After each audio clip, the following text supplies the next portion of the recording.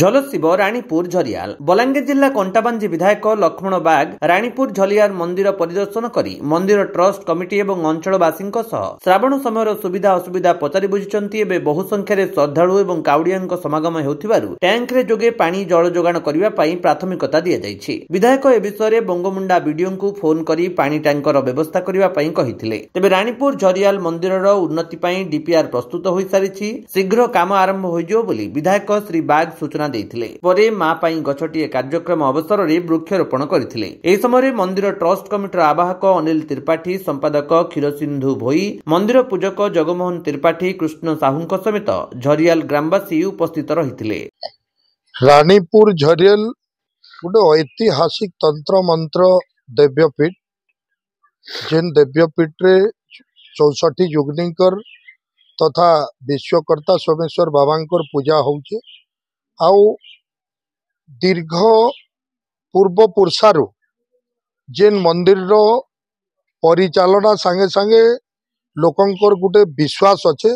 ये विश्वास केवल ओडिशा रे नहीं सारा भारत वर्ष तथा विश्वर विश्वास से ही गौरवमय मंदिर पाखरे आमे आज अच्छू। हमें आशा करूचु कि आमर देश रो यशस्वी प्रधानमंत्री श्रीयुक्त नरेंद्र दामोदर मोदी जी ये एवं ओडिशार मुख्यमंत्री मोहन चरण माझी तथा आमर पर्यटन विभाग रो मंत्री प्रभाती परिड़ा एवं मान्यवर सांसद श्रीमती संगीता सिंहदेव तांकर प्रचेष्टा बल रे आज राणीपुर झरियाल रो 1 कोटी रु ऊर्ध्व टंकार डीपीआर बनिकरी आसीछे। आउ आशा करूछु ए मंदिर रो विभिन्न उन्नतिकरण कार्य रे ताकू परिचालना करबे।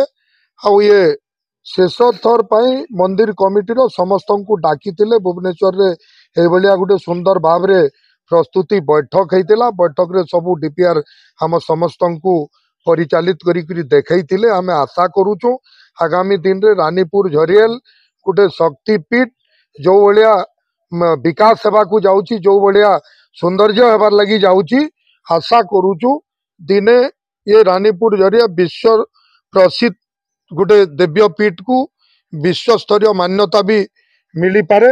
एवं वर्तमान ए अंचल रो लोक माने समस्ते निजर व्यवसाय करी करी अंचल रे लोकन को दर्शन बढ़ी जीवो एवं अंचल रो लोक दर्शन करबार संगे संगे सारा विश्व ब्रह्मांड रो लोक दर्शन करी पारबे।